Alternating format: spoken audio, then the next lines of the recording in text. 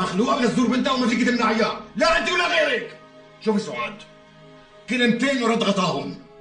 بتروحي لعند المخلوقه براسك بتدقي بابها وبتعتذري منها وبتسكري لها القصه كلها.